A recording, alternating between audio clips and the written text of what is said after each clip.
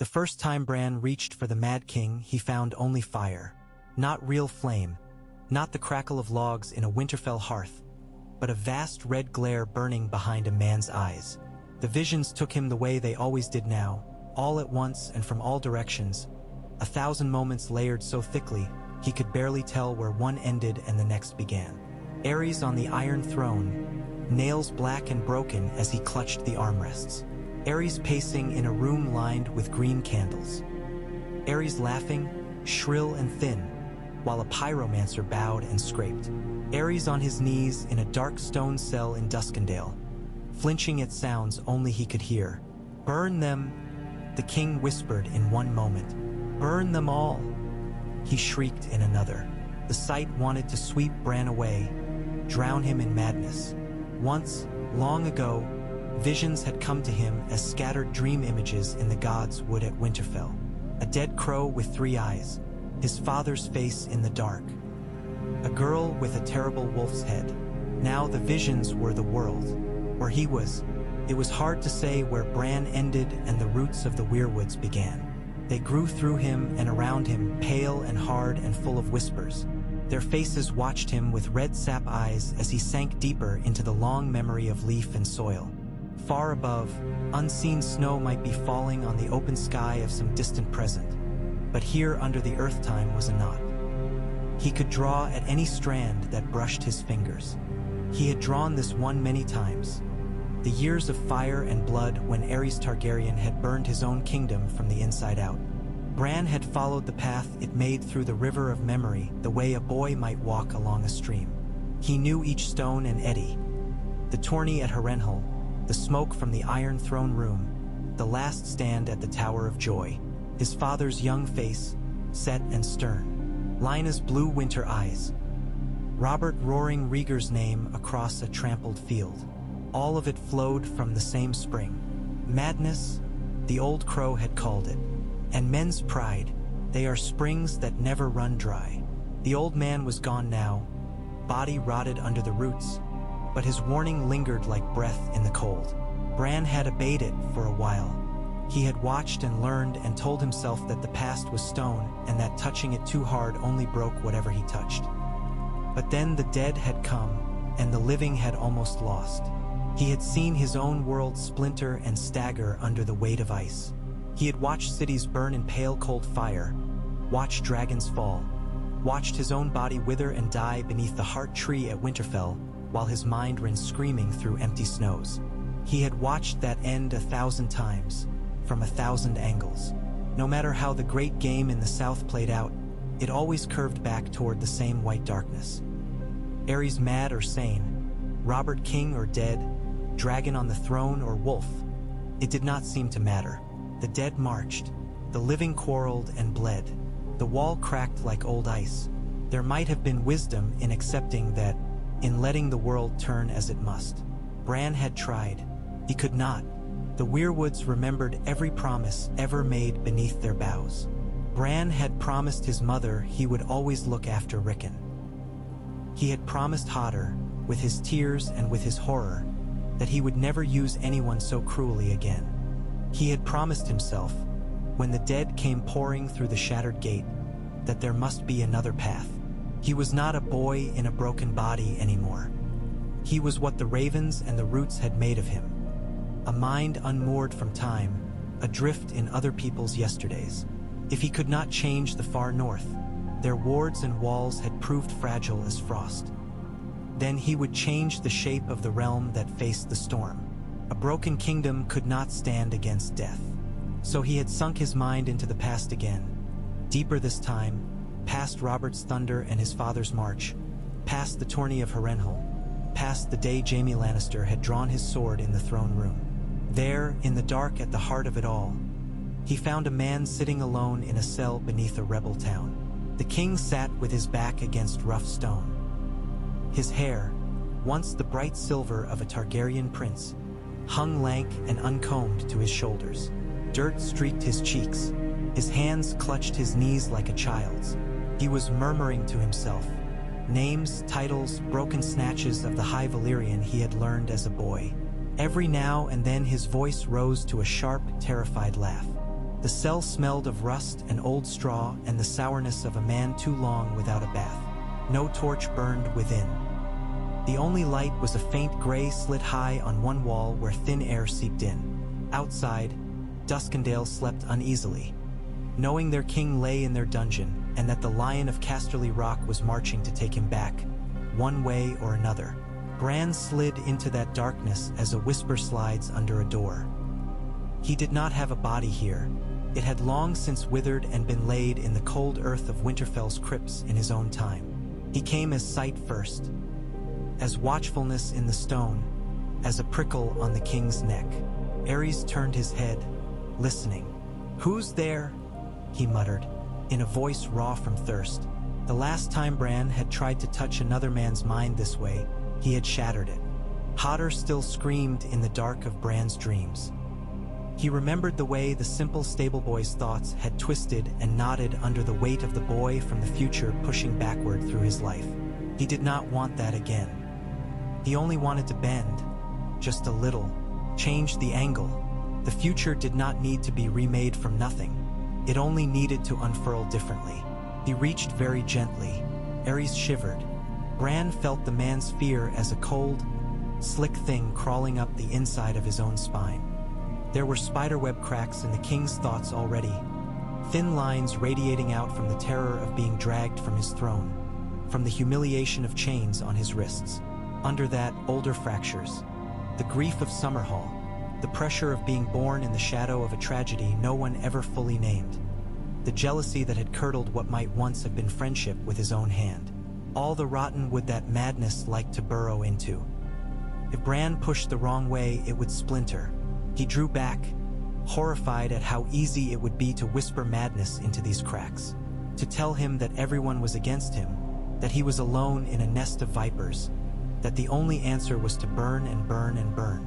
The thoughts came to him as quick as breathing, as if they had always been waiting there. Maybe, in some other turn of the wheel, that was exactly what he had done. No, Bran told himself, though his mouth was only bones in a tomb far away. No more mistakes. He reached again more carefully, not with words this time, with memories. He had not known Aerys as a young man, not really. The tree roots had shown him glimpses. A lean, laughing prince with dark violet eyes.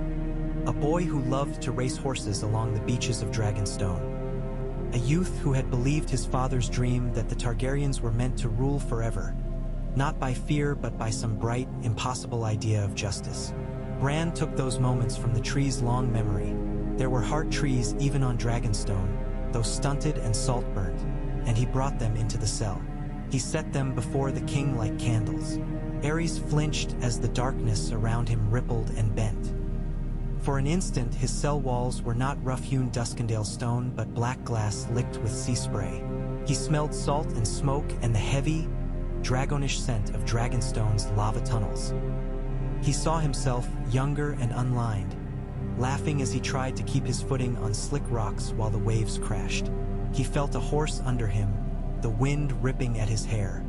He heard his father's voice, steady and calm, telling him that to be a king was to be a shepherd, not a butcher.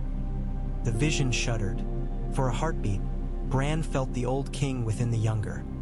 The weary, brittle man on the throne superimposed over the bright prince who had once bowed his head willingly to be crowned. Aerys made a strangled noise. His hands flew up to his face. He pressed his palms into his eyes, as if he could hold the visions in place by crushing them into his skull. "Who is this?" he whispered. "What is this?" Bran did not answer in words. He showed him instead. He showed Aerys the Iron Throne Room as Bran had seen it in the snow of his own time. Cold and dark, its windows broken, its floor ankle-deep in ash. He showed him piles of bones where courtiers had once stood. He showed him shadows of wildfire, green and greedy, eating not rebels but mothers and children and small folk who had never lifted a hand against him. He showed him the moment when a white-cloaked knight shoved open the doors of that chamber, sword drawn, and the king on the throne turned with mad delight and told him to burn them all. Burn them, burn. No, that was the path Bran meant to bend away from. He let the vision flicker and die before it reached that cry. He left only the echo, the knowledge that such a future existed, that the line between this cell and that throne room could be traced. A dream, Aerys whispered hoarsely. A dragon dream. His kind had always had them. Once, long ago, they had been clearer, or so the old stories said. Now they came fitful and half understood. Let him think this one more of the same, Bran thought. Let him think it a warning from whatever gods he still believed in. He poured in one last vision, as bright as he could make it. Not fire and not fear, but a hall of banners. A great chamber lined with tapestries of red dragons and gray direwolves and golden lions and blue falcons and green Tyrell roses. Men and women in their colors, drinking and laughing beneath the same roof. On the dais, a tall, grave-faced man with a musician's hands and a woman with long dark hair and a crown of winter roses. And at their feet a boy with black hair and purple eyes playing with a wooden knight whose sword was carved in the shape of flame. He did not show Aerys the snow that waited beyond that hall, the long winter and the army of the dead. There would be time enough for that. You could not ask a man to walk into a storm until you had given him a reason to hold fast against it. He showed him instead the simple, shocking possibility of peace. Aerys sagged back against the wall, shaking. Tears tracked through the dirt on his face. "Who are you?" he asked the darkness. For an instant, Bran wanted to tell him. To say, "I am Bran Stark of Winterfell, and you will never hurt my family. Not this time." To say, "I am the boy you burned without knowing you had lit the fire." Instead, he let the next breath rustle through the cracks in the stone like the sigh of leaves in a wind. Remember, he thought, shaping the intent without shaping the word. Remember who you were before the fear. Remember what you could be. The king's breathing slowed, his clenched shoulders eased by a fraction. Outside, beyond the dungeon, beyond the walls of Duskendale, the river of time took a slightly different turn. The lions still marched. Ser Barristan Selmy still crept alone into the town by night, steel and honor bright as polished mail. The king was still freed. The rebel lords still died. The town still paid. But when Aerys rode back to King's Landing, he did not shriek at the lords who knelt before him. He did not send Lord Darkland's whole family and half the town to the pyre. He sat his throne in a silence that had weight to it, and when he spoke at last, his voice was hoarse, but level. "They forgot themselves," he said. "They forgot whom they served. Let their heads remind others. 3 men died that day. Not 30, not 300. Tywin Lannister watched the king from the foot of the throne with the stillness of a man who had prepared himself for madness and now did not know what to do with the reprieve. Your father was once his friend," Bran remembered. From things old Nan had muttered and Cat had scorned and Maester Luwin had sighed over. They had ridden together in the Kingswood, drunk together, conspired together against the old king's follies. Before pride curdled it all, the memory of the cell clung to Aerys like the smell of damp stone. He had not slept easily on the ride home. Whenever he closed his eyes, the vision of ash and bone waited. In the quiet of the throne room, he felt it again, like a pressure behind his temples. He dismissed the court early. When the last lord had bowed out and the doors closed, he beckoned to Rhaegar. His son moved through the empty hall like a shadow drawn out of the stone. There was something of the harp about him, something taut and perfectly tuned. He was tall and narrow-faced, his hair falling like quicksilver around a brow already furrowed by thought. His eyes did not look like Aerys' own jolting violet. They were darker, deeper, as if someone had poured ink into the color. "I have had a dream," Aerys said, before Rhaegar could speak. The words came rough, a confession dragged out from somewhere painful. "In the dark, beneath the town, I thought I was waking. Perhaps I never have been." Rhaegar listened because listening was what he did. He listened to songs and to prophecies and to the complaints of peasants and to the arguments of maesters. He listened now while his father spoke haltingly of ash and green fire and the sound of some invisible presence breathing in his cell. He did not say, as another son might have, that it was only fear and hunger playing tricks on a tired mind. He heard the shape of it, the way it chimed with his own half-read scrolls and feverish dreams of a prince that was promised, a song of ice and fire. "I have had dreams too, father," he said softly, "of a darkness that comes from the north, of a sword burning in the hand of a man who does not know what he is." In the weirwood, Bran felt the currents of their thoughts brush his own like distant tides. He had not expected it to be so easy, to nudge a mind at its weakest point and have it turn toward the path he needed. It frightened him, that ease. Power that came too readily was not to be trusted. But he remembered the dead crawling up the wall and the way his own breath had frozen in his chest as he watched giants die again and again. He remembered Arya's face flecked with ash. He remembered the look Jon had given him when the ravens came, and the door splintered, and the hall filled with screams. "If I must be a storm to drown madness, then I will." "Whatever dreams you've had," Aerys said, and for the first time in years there was something like reason behind his eyes. "They tell us this, our house cannot stand alone. We are dragons, but dragons have fallen before. The wolves, the lions, the stags, the roses, the falcons, they must stand with us." He clenched his thin hands on the throne's arms until his knuckles went white. "I will not be the king who loses everything."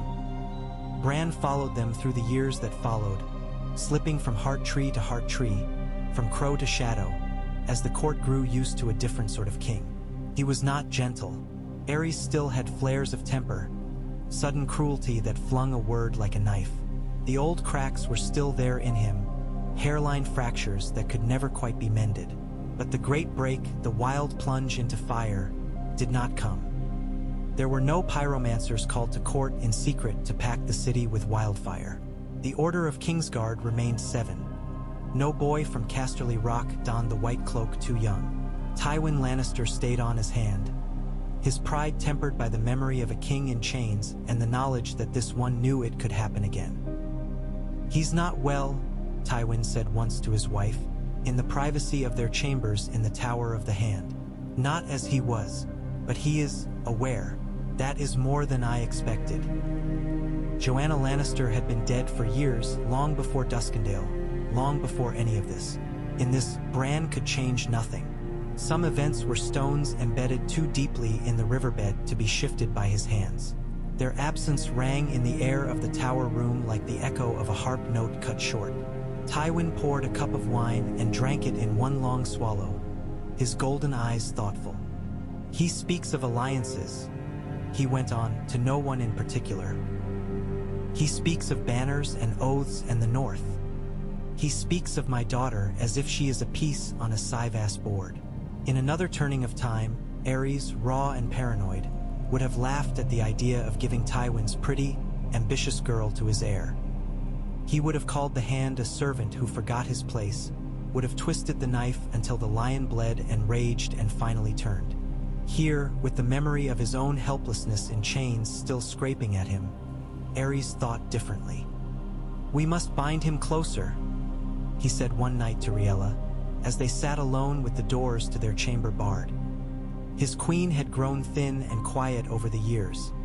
The births had taken much from her, and Aerys's fluctuating moods had taken more. Now she listened with tired patience while her husband paced. "He is too powerful to leave unsupported. Lannister gold, Lannister swords. They must be ours, not waiting like a boulder on the hillside to come crashing down when we stumble." Riella smoothed the coverlet with one slender hand. "And how will you bind him?" she asked. "With what tie?" "With Mari." Aerys stopped pacing. His eyes gleamed, but it was not the greasy excitement that would come when he spoke of burning. This glittered with calculation. His daughter has the look of a queen. It would flatter him. And if Cersei bears Rhaegar a son, he smiled, a tight curl of lips, then House Targaryen will look more like Westeros, dragon and lion. It will soothe some of their fears. Rhaegar is already wed, Riella reminded him, to Elia Martell. The ink is dry, the vows spoken. Dorne would not accept such a slight. "Then it must be the younger," Aerys said impatiently, waving a dismissive hand. "Viserys is a boy yet, but he will grow. Tywin's line is strong, a lioness for our little dragon. Bran, watching from the carved face of the godswood tree in the Red Keep's small garden, felt time shift again under him. In the old river he had known, Tywin's frustration at being denied a royal marriage for Cersei had festered into resentment. Here the promise of it, if not for the heir, then for the spare, acted as balm. Tywin bowed his head when the offer was made, and though his jaw clenched, his eyes held satisfaction. "My king is wise," he said. He was thinking of what a queen's brother might do one day, of how deep Lannister claws might slide into the side of the dragon. Bran let them plot and counterplot, let them plan engagements and alliances. Those games would play out as they always did. There would be slights and reconciliations, grudges buried and dug up again. He could no more smooth every jealousy from men's hearts than he could pull every stone from the river. He had not come to fix pride or greed. He had come to stop a fire before it turned on everything that lived. And to do that, he needed more than a king who did not burn his own people. He needed a realm that did not shatter when one love story went wrong. The tourney of Harrenhal came as it had before. That too was a stone too large to move. The whispers had already started in the small council long before Rhaegar brought the proposal formally.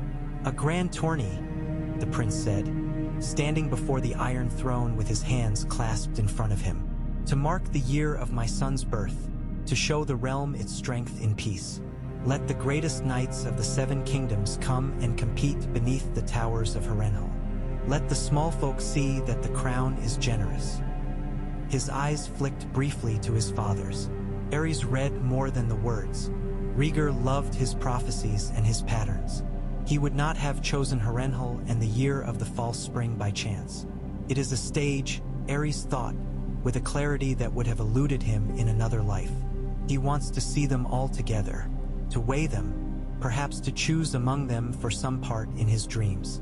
"Very well," the king said after a moment's consideration. "If my hand approves the cost." Tywin Lannister's mouth thinned at the thought of the coin, but he bowed. "The cost is high, your grace," he said, "but the reward may be higher." He was thinking of banners as well, of who would come, who would stay away, who would stand close to the prince's pavilion and who would sulk at the outskirts. Bran had seen the tourney before 100 times from 100 angles. He had watched Bran the boy's father sit quiet in the stands while the lordlings roared around him. He had watched Lyanna Stark in borrowed armor ride as the Knight of the Laughing Tree. He had watched Rhaegar ride past his lawful wife and place the Queen of Love and Beauty's crown in another girl's lap. Every time he felt the realm crack a little more under that crown. This time he did not wait in the stands. He went ahead of them all, slipping through time, following the roots of trees and the flight of birds until he perched in the godswood of Harrenhal. The great castle's heart tree was an old thing, huge and gnarled, its white bark scarred by centuries. Its red eyes watched the deserted courtyard with a kind of weary amusement. Bran slid into those eyes and waited. The tourney rose around him like a colorful fever. Tents bloomed overnight on the grass. Cookfires smoked. Banners cracked in the wind.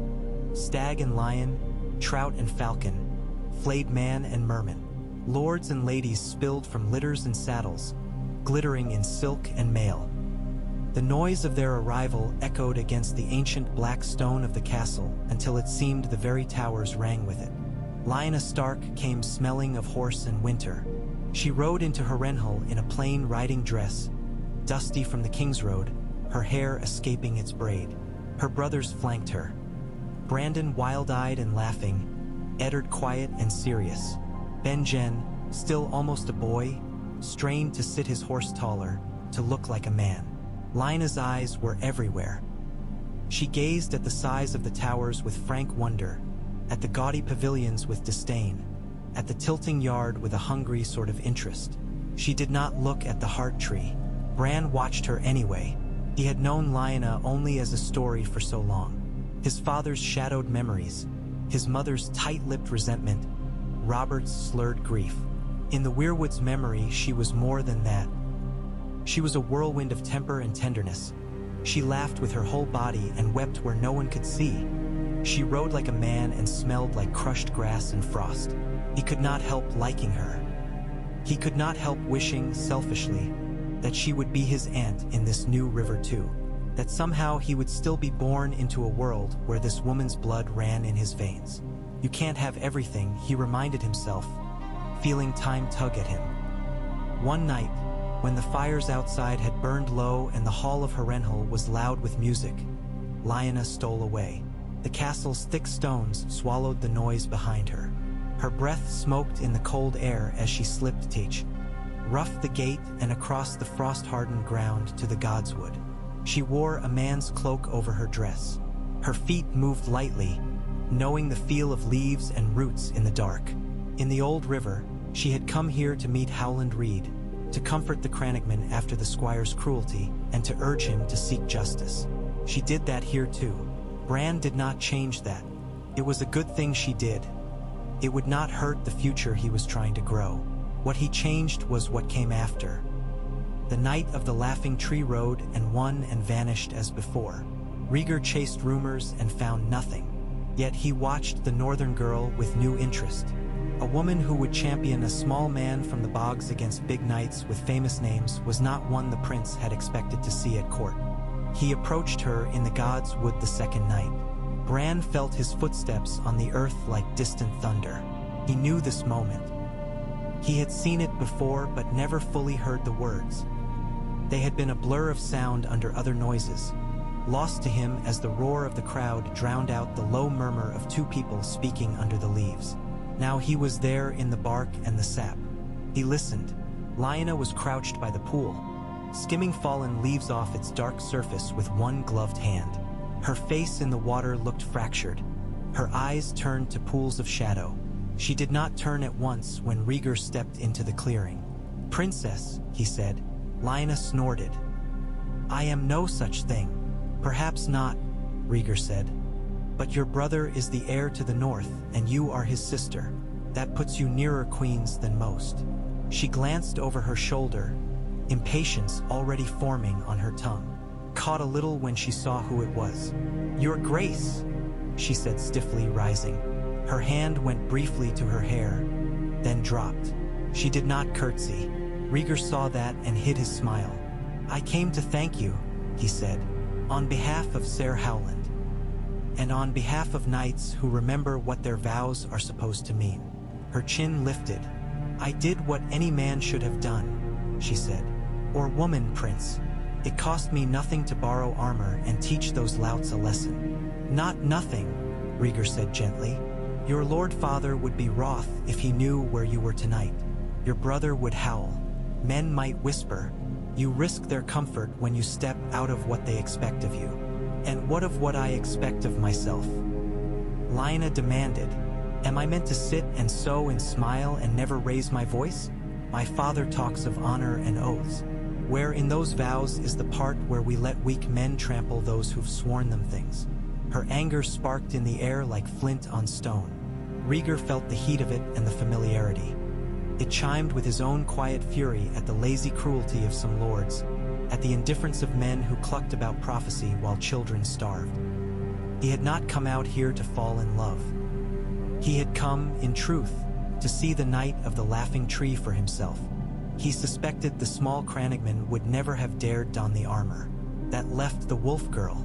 Seeing her here only deepened that suspicion. But he had also come with Bran's whisper, faint and half-felt, folded into the dreams that woke him in his tent at night. "This is where it begins," the wind through the branches had said. "This is where it breaks. You love her, and the realm pays the price." Rhaegar did not know the source of the whisper. He thought of it as one more dragon dream, another thread in the web of visions that had been tightening around him for years. He had dreamed of blue roses blooming from cracks in a wall of ice, of a child with a wolf's face and a silver crown. He had dreamed of his father in chains and his city burning and a throne room full of ash. He had dreamed of Lyanna Stark, though he did not yet know her name. "I have no wish to trample anyone," Rhaegar said. "Least of all you." Their eyes met. For a heartbeat, the world narrowed to the two of them and the silent tree. I know the match your father has made for you, Rhaegar said then. Robert Baratheon is a good man in war. He is brave and generous and stronger than any 3 knights you might name. But he is also a man who loves wine and women and the cheer of the hall. I fear he will make you unhappy. Lyanna's laugh was bitter. My father thinks he is a hero from the songs. My brothers think he is a jolly drinking companion. Half the South seems to think he is already king. No one has asked me what I think. Rhaegar tilted his head. And what do you think? I think, she said slowly, that he will love me well enough for a year or 2. Then he will love his cups and his whores more. And I will be left to mind his household and his children and listen to the stories of his courage until we are both old and fat and I no longer remember what running felt like. Her throat moved as she swallowed. I think, she added in a lower voice, that the songs lie. Bran could have told her that from his perch in the tree. He had learned that truth early. Songs lied, stories lied, men lied to themselves. He had also learned that sometimes, very rarely, stories came true in spite of all those lies. Rhaegar stepped closer, slow enough that a wild creature would not bolt. The songs do not say what happens after the last verse, he said. They do not have to see the hero wake with a hangover and the lady rub his temples while the maester counts out herbs. Lyanna snorted despite herself. But there are other stories, he went on. Older ones. Stories of kings who were shepherds, who put away their swords after the war was done and bent their backs to rebuilding. Stories of queens whose names are not remembered because their people never had to call on them in desperation. Stories of quiet years and full or vests. Those aren't songs, Lyanna said. They're ledgers. Ledgers keep men alive, Rhaegar said. Songs only make them stand taller as they die. He caught her slight flinch and softened his voice. If you were free to choose, he asked, what would you have? She hesitated. A horse that never tires, she said at last. A winter that never comes. A chance to ride without someone calling me girl or lady. A pack that runs beside me, and a chance to bare my teeth when something threatens them. A wolf's wish, Rhaegar said. A Stark's, she corrected. He could have told her then. He could have seized her hand and told her that she was in his dreams, that he believed some ancient prophecy had twined their fates together, that he needed her to bear the child who would save the realm. He saw it, just for a heartbeat. The flash of that confession, the way her eyes would widen, the way her lips might part. He saw himself drawing her into a kiss under the bloody leaves, one that would change the course of both their lives. He saw behind that the storm of banners, the shouting, the blood, the king's throat opening under his sworn sword. Remember, Bran whispered in the rustle of branches. Remember the fire. Instead, Rhaegar did something that felt almost like blasphemy to that bright, burning need at his core. He stepped back. If I could free you from that betrothal, he said, I would not do it without your father's blessing, or your brother's, or the realm's. I will not steal you like some brigand prince in a song. Lyanna blinked. Why? She asked bluntly. Princes take what they want all the time. Much has been taken already, Rhaegar said, thinking of Summerhall. I will not be one more thief. He drew a breath. But I have seen things in dream and in glass. I believe the realm will need a bridge between north and south, between ice and fire. If I am right, and if you come to feel something for me that is more than anger at my meddling, then we should not leave the world to decide for us. Lyanna's mouth quirked despite her stubbornness. You speak very prettily of something you don't dare name, she said. Rhaegar smiled, a little surprised at himself. I dare name it, he said. I am merely wary of what the naming will do. He looked up at the thick red leaves overhead. My father has changed, he said. The shadow of Duskendale still lies on him, but it is not the only shadow there. He speaks of alliances now, of banners. If I tell him that binding the north to the crown by marriage is wise, that it will give us strength where we must have it, he may listen. Lyanna's eyes narrowed. And what of your Dornish princess? She demanded. Is she to be put aside like some cast-off cloak because the prince has seen a wolf he likes better? No, Rhaegar said at once. Never that. Elia is my wife and the mother of my children. She is brave and gentle and has suffered much to give me my heir. I will not discard her. He thought of ancient Valyria, of polygamous dragon lords and complicated braidings of bloodlines. There is precedent, he said slowly, in our own house, for a king with 2 queens. It has not always gone well. But then those men did not have the benefit of knowing how it ended before they began. Lyanna stared at him as if he had grown a second head. You would ask me to share a husband with another woman? She said. I would ask you to share a burden, Rhaegar said quietly. A burden that may save lives you will never see. Silence fell between them. The pool of water held the stars and the faint lantern light from the castle windows. The heart tree watched, unmoving. Bran waited with the tree. Lyanna's hands clenched and unclenched at her sides. She looked down at the water, then up at the prince. I don't know you, she said, her voice rough. You're a man from the stories. You ride and you sing and men write verses about your hair. I know how men like that end, in puddles of their own blood. You know how Robert will end too, Rhaegar said gently, in puddles of wine. She flinched, then laughed, unwillingly. I won't say yes now, she said. I won't say yes because some prince has a dream and thinks it should rule my life. I'll speak to my father. I'll speak to Ned. I'll speak to Howland and see if your dragon dreams smell of bog or bullshit. Rhaegar bowed, hiding another smile. That is all I ask, he said. That you speak. That we try to make the realm we want, not only endure the one we're given. She shook her head, muttering something uncomplimentary about golden princes. But as she turned away, Bran saw the shape her footsteps made in the leaf litter, branching away from the path he had seen before. In another river, she would have ridden from Harrenhal with her heart aflame and her betrothal in tatters, vanishing with Rhaegar into a tangle of rumors and half-truths. The realm would have woken one morning to find its prince and its northern jewel gone, and blood would have been the only answer men knew how to give. Here, Lyanna rode out with her brothers and her thoughts, and Rhaegar rode back to King's Landing carrying not a stolen girl but the hard work of words. You would have me anger the North and Dorne both, Aerys said, when the matter was first raised to him in private. His fingers tapped restless rhythms on the arm of the throne. 2 great houses at once, all for your dreams. Not only for dreams, Rhaegar said, for alliances. The North has been too distant from the Iron Throne for too long. They remember being kings. My marriage to Elia ties us to Dorne. Another, more northern tie will bind that cold land to us. And there is precedent, as I told Lady Lyanna. Our grandsire took 2 wives, and saw his house nearly torn apart, Aerys snapped. Because he kept secrets, Rhaegar said calmly. Because he let jealousy and pride grow in the dark. If we do this in the open, with the consent of all, if we make our reasons clear. He glanced at Tywin Lannister, who stood at the foot of the throne, watching. It will strengthen us, he finished. Tywin's face gave little away. It rarely did, but Bran, from his perch in the carved weirwood face, saw the flicker in the lion's eyes. A second queen, he was thinking.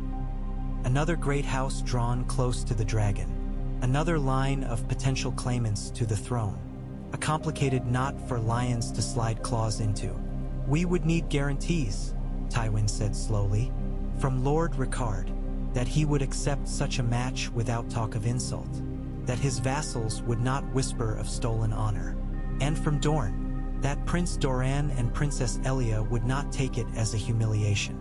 Doran Martell cares more for his family's safety than for his pride, Rhaegar said. If he believes this will help protect his sister and his nephews, he may be persuaded. How? Aerys demanded.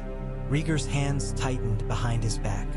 It is time, father, to speak plainly of what we may face, he said.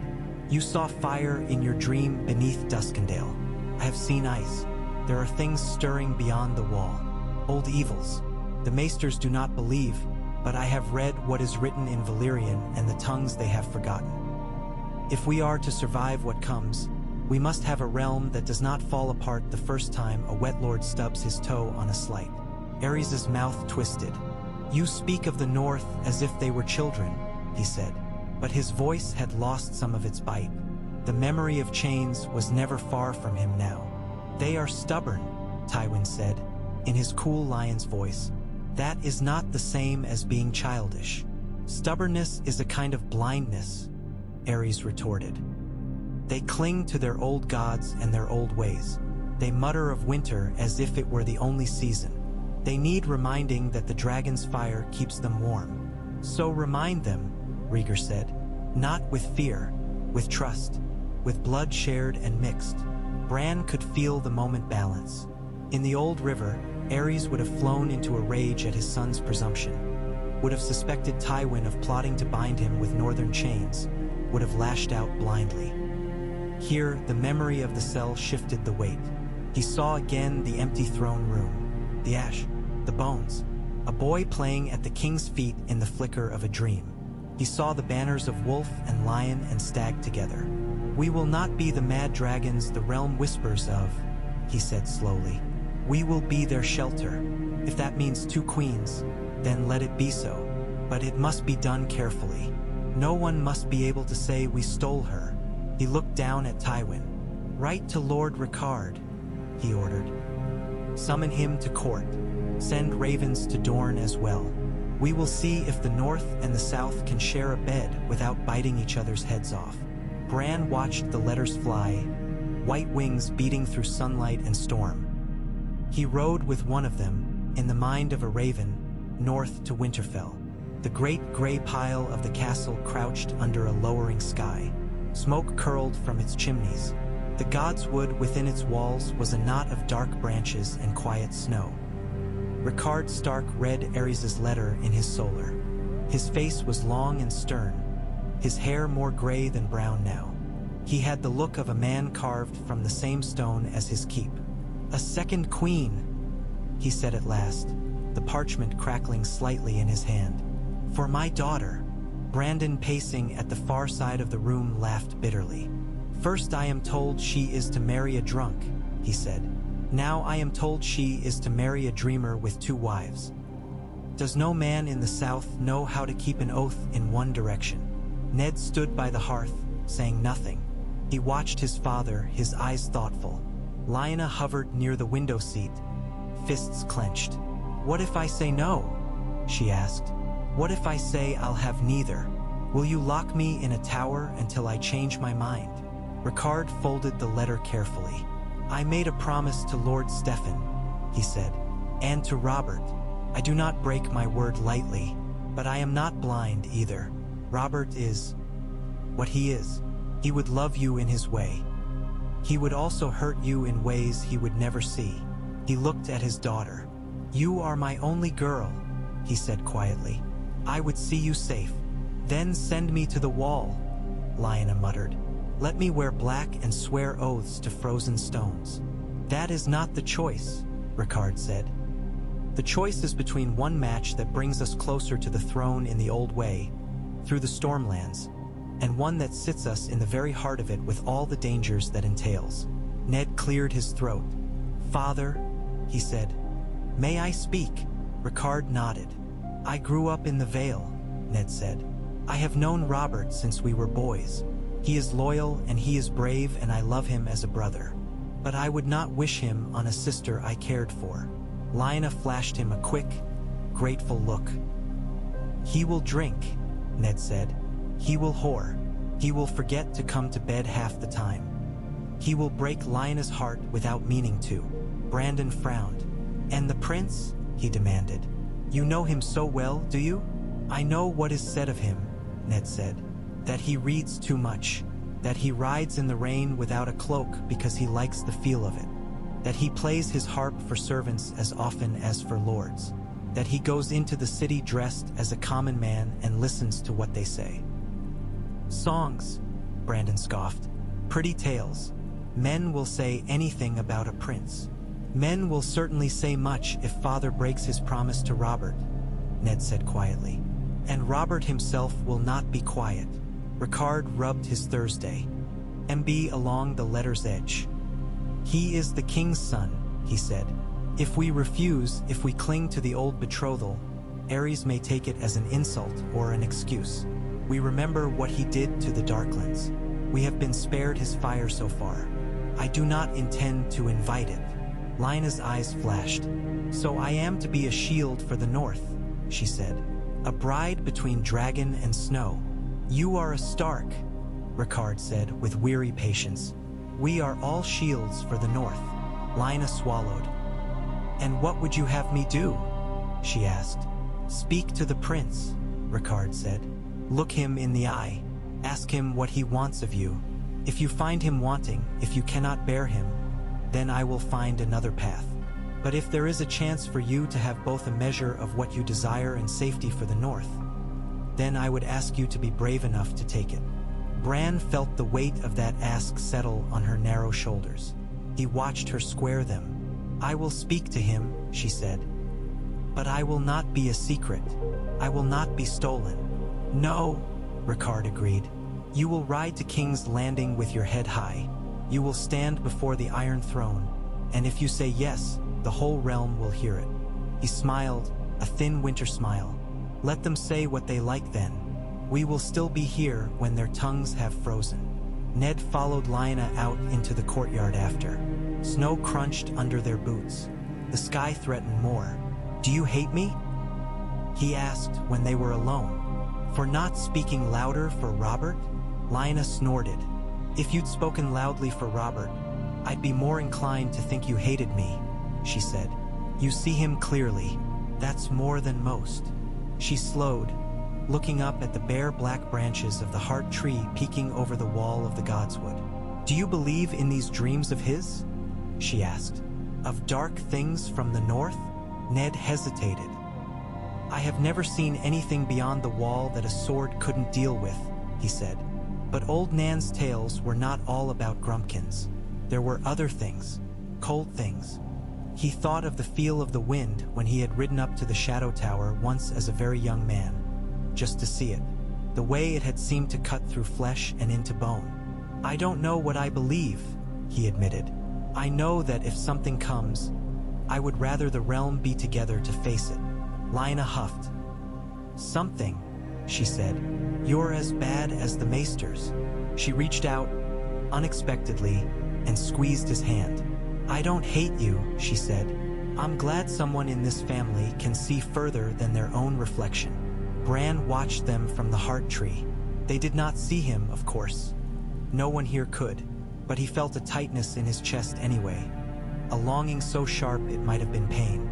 This was his father, younger than Bran had ever known him, his face open and unlined. This was his aunt, alive and fierce. This was the yard he had fallen in, learned in, run across 100 times. And in this river, he was a ghost from a world that would never be. He pulled back because if he stayed, he would do something foolish. He would try to scream a warning to his father, to tell him about heads and fire and betrayal. He would try to put his own name into the boy's mouth. He would twist the river for himself, and all of this would come undone. Back under the earth, wrapped in roots and whispering leaves, Bran closed his eyes that were not eyes. He saw the path unfolding ahead. He saw Lynna riding south, her back straight. He saw Robert's fury when he heard. He saw Jon Arryn's weary attempts to calm him. He saw Tywin's satisfaction when the North bowed to the proposal and Dorne, after much slow, careful correspondence, chose to swallow its pride in exchange for promises written in very fine, very binding words. He saw, years later, a wedding in the great September of Baelor that smelled of incense and hot wax. Lyanna Stark stood beside Rhaegar Targaryen in a gown that mixed snow white and dragon crimson. Elia Martell watched from a place of honor, her dark eyes steady, her children on her lap. The High Septon's protests had been long and loud and full of talk of abomination and bigamy. But the king had listened until he was quite sure everyone in the realm had heard the old man's outrage. Then he had smiled and appointed a more pliable man to the post. The faith forgot itself once before at Dragonstone, Aerys had said. We are merely reminding it. In another river, this defiance might have cracked something crucial. Here, the memory of the cell still weighed on him. He knew too well what happened when kings ignored their own chains. He did not want to wake one morning to find half his lords behind a new rebellion banner. So he moved carefully, shoring up loyalties, smoothing offended tempers with coin and land. Tywin's gold helped. So did Rhaegar's earnest listening. So did the quiet, steady pressure of Bran's whispers and dreams, nudging tempers away from the sharpest daggers. Robert Baratheon drank himself into a stupor the night he heard that his betrothed was now a prince's second wife. He broke 3 chairs, 4 cups, and 1 guard's nose. He threw a punch at Ned when his friend came to speak to him, then wept on his shoulder. "I loved her," he slurred. "I did, Ned. I would have given her everything."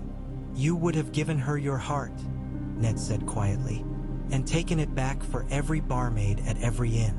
Robert roared something inarticulate. The next morning he woke with his head splitting and a raven from King's Landing waiting in the courtyard. A match was offered. Cersei Lannister, daughter of the Hand, for the Lord of Storm's End. "It will bind lion and stag to dragon," Jon Arryn said, as he watched his foster son read the letter. "The king is clever to think of it." "He is clever," Robert read, rubbing his temple.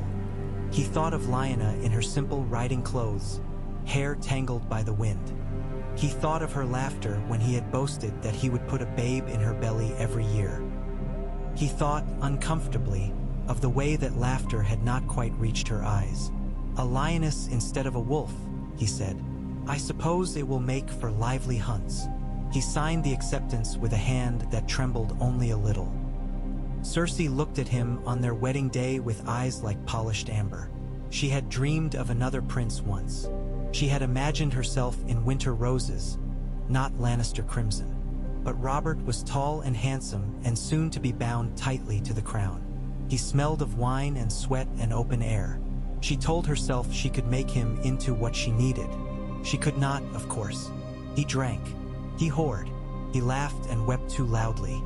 He broke things, but there was no talk of rebellion around him. No dead children in the Red Keep. No burned city. The lion's dissatisfaction stayed coiled around its own hearth. Its claws sunk into its own fief. Years rolled by. Aerys aged and did not burn. Rhaegar took up more of the duties of the throne, his harp set aside for ledgers and letters. He rode north 3 times in 10 years, each time staying longer. Lyanna bore him a son with hair black as a raven's wing and eyes a deep dark purple. They named him Jaehaerys for peace, but Rickard Stark called him Jon when he bounced the boy on his knee before the hearth at Winterfell, in memory of his young fosterling who had grown into a man he trusted. "It suits him," Lyanna said, watching her son toddle toward the direwolves carved over the hall. "He has more wolf in him than is good for a prince. Perhaps the realm needs a wolf prince," Rhaegar said. Bran watched that child grow in flashes. He saw him at 7, chasing a white pup through the Godswood, Lyanna's laughter echoing through the leaves.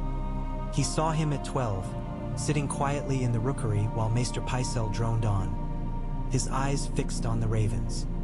He saw him at 16, riding at the head of a column north, cloak snapping in the wind.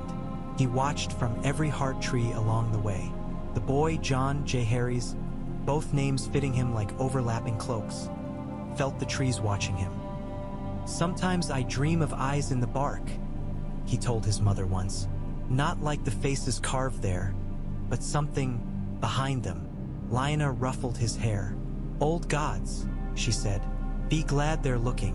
We Starks need all the watching we can get." He rode to the wall with his father the first time, when Rhaegar came not as prince on a pleasure progress, but as the king's hand in matters too grave to leave to ravens. By then, Aerys was gone, dead in his bed, his last act a quiet grip of his son's hand. "Do better than I did," he had said, his voice thin. "Keep them from burning. I saw so much ash." Rhaegar had bowed his head. "I will try, father," he said. He accepted the crown with weary calm. The realm did not revolt. There were no Lannister troops at the gate. The Tyrells sent wagons laden with grain and flowers for the coronation. The North sent a carved weirwood chest filled with furs and a letter in Rickard Stark's careful hand. We remember, it said beneath the formal phrases. Winter remembers, so does the North. Now, as king in all but name, Rhaegar rode through the snows of the gift. His cloak rhymed with frost, his breath steaming in the air. The boy at his side shivered in the cold and tried not to show it. "This is where it comes from," Rhaegar said, looking up at the dark line of the wall. "The dreams, the songs, the stories, all the warmth in the world depends on men standing up there and saying no to the cold." Jon swallowed, his gloved hands tight on his reins. "They look so small," he said. "From here, the black specks moving along the walkway could have been ants." "Small people do great things," Rhaegar said. "So the bards tell me." Bran slid from the heart tree in the small godswood of Castle Black into the eyes of a raven perched on the wall itself. He watched father and son ride through the gate, watched the old Lord Commander, still a lesser thorn in this turning, sour and stubborn, bow stiffly. "The king comes north again," Thorne said, his mouth twisting. "We are honored. We are all north of somewhere," Rhaegar replied mildly. "You guard the line between life and death. It is I who am honored." He walked the wall with the Lord Commander, his cloak snapping. The wind bit at his face. Snow stung his eyes. "It's been colder," Thorne said, squinting into the distance. "But it hasn't felt like this in my years. There's something in the air. The old men don't like it. Nor do the old trees," Bran murmured to himself, feeling the same dread in his sap and fiber. He had waited for this. He had bent the river to avoid fire. The ice had always been coming. Perhaps nothing could stop it. But perhaps, with a realm less broken, with princes who understood their duty and kings who remembered dreams, the fight would not be so hopeless. When the first dead man walked, a year later, the Watch did not dismiss it as drunken fancy. He came stumbling out of the haunted forest in the gray light before dawn, his skin blue-white and his eyes like two pale stars. The ranger who met him with a spear barely had time to shout before icy fingers closed around his throat. Bran saw it all from the heart tree, his consciousness spilling across the snow with the blood. He watched the struggle, the panic, the burning that finally made the corpse lie still. He heard the ravens as they took flight, bearing letters south. To King Rhaegar in King's Landing, to Lord Rickard in Winterfell, to Jon Arryn in the Eyrie, to Tywin Lannister in Casterly Rock. The realm that received them was not the fractured, suspicious King Bran had known in his first life. It was a web of obligations and marriages and mutual grudges that, for all their tangle, still held. Tywin read the letter and ordered his maesters to open the vaults where old Valyrian blades lay wrapped in oilcloth. Robert wiped wine from his beard and called for his hammer. Cersei watched him, her mouth tight, calculating what a war with dead things instead of living lords would mean for her children. Rickard Stark looked out at the falling snow. "So they were not just stories," he murmured. He sent word to his bannermen. He sent his son south as his voice.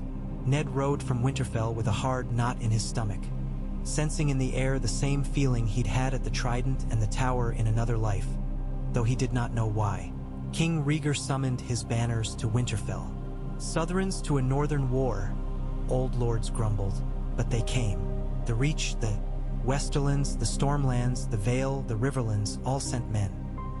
Dorne sent fewer, its long memories of Targaryen double marriages not yet as soothed as they might have been, but it sent them nonetheless.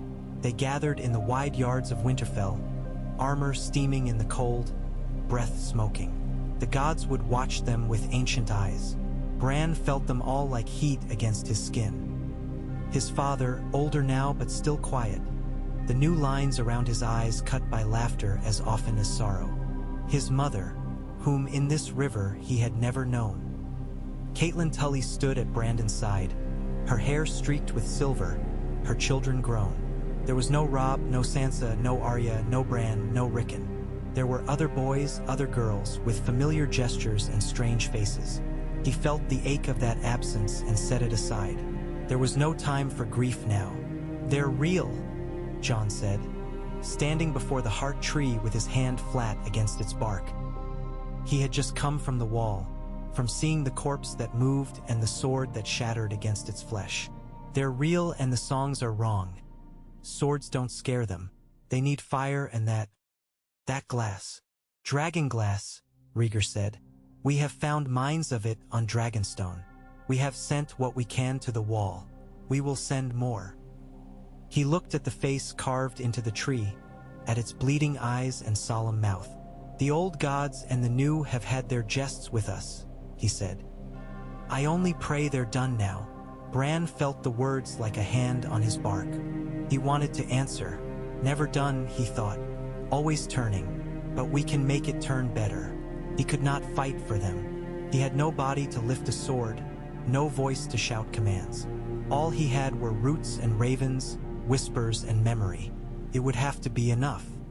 He slid his consciousness out along the network of trees, reaching for every armored man and woman in that crowded yard. He sent them flashes of what he had seen. The dead marching, the living breaking, the long, long night. He let them feel, just for an instant, how cold that future was. They shivered, though the wind at that moment had stilled. Some crossed themselves, touching seven-pointed stars. Some muttered quick prayers to nameless northern gods. Some cursed. In their fear, something else settled. A grim, shared understanding. "We stand together," Robert said that night, slamming his cup down on Ned's table, sloshing wine over the maps. "No talk of whores or debts or old slights. You tell your dragon prince I will stand beside him as long as he doesn't put my men in front of his in the first charge." Ned smiled faintly. "I think he knows better than to waste a hammer on the anvil," he said. Rhaegar stood on the battlements, looking north. Lyanna came to stand beside him, her furs pulled tight around her shoulders. "I dreamed of this," he said softly. "Not the details, not the numbers, just the feel of men together on a wall, and something worse than we can imagine waiting out there." Lyanna's breath steamed. "I dreamed of you," she said, "and of a boy with your eyes and my legs who would not sit still." Rhaegar smiled, the expression fleeting and tired. "I dreamed of him too," he said. "Sometimes I think the dreams are just memories from a river that never was." She glanced at him. "Do you ever feel," she asked slowly, "that we should be someone else? That somewhere, there is another you fighting another war and losing it, and you can feel the bruise even though it's not on your skin?" "Yes," Rhaegar said, "more often than I care to admit." He rested his hands on the stone. "But this is the only river we have," he said. "We must make it count." Bran leaned into the words, into the night. Snow whispered down, soft as ash and nothing like it. He thought of his boyhood in Winterfell, of climbs and falls that had never happened here. He thought of the dead at the gates in a Winterfell that had existed only in the other branch of the tree. He thought of his own crown, never forged now, and the chair of roots he had taken instead. He thought of Aerys in the cell, clutching his knees. If I had left it be, he wondered, would we still be here now? Would these men have come? Or would we be fighting a different war? Scattered and suspicious, Lannister and Stark and Baratheon tearing at one another's throats while the dead laughed. The future was never certain. Even now, with the realm more woven than he remembered, they might fail. The dead might win. The long night might fall and never lift. But when he reached ahead, in the blind, stumbling way that Greensight sometimes allowed, when he risked a glimpse beyond the looming battle, he did not always see white. Sometimes he saw children playing in a courtyard under a weak, thin sun. Sometimes he saw fields of stubble glinting with frost and men bending their backs to harvest, still alive to feel the cold. Sometimes he saw dragons, not of flesh but of banners, flying together over rebuilt walls. He had not undone all horror. He had not saved every life. He had killed his own childhood and all the faces he loved best in this world, and he could never be sure it had been the right choice. But he had given them a chance. In the godswood of Winterfell, the heart tree listened to the wind. Its eyes were red with old sap. No one knelt before it that night. The lords were in their tents, the kings in their rooms, the soldiers at their fires. Only a boy who had never been born lingered under its boughs. Mind spread like roots through time. Bran watched his father's back as Ned left the hall to see to the men. He watched Jon sharpening his sword in the flicker of candlelight, his face set. He watched Lyanna trace the outline of the north on a map with one finger, her jaw tight. He thought of Aerys, alone in his cell, years ago and a lifetime away, his hands pressed to his eyes. "Remember who you were," Bran had told him. He whispered the same to himself now. He was Bran Stark. He was the boy who had fallen and flown. He was the last of his line and the first of something else. He was the hand that had reached back into the dark and turned a king's eyes away from fire. He could not fight the battle that was coming, that belonged to flesh and steel and courage. But he could give their courage somewhere to stand. Far to the south, the Iron Throne sat cold and empty in a quiet hall. No wildfire flickered in its shadows. No mad laughter echoed. Its blades remembered blood in another river that had never quite been. In this one, the realm waited. North of the wall, the dead moved.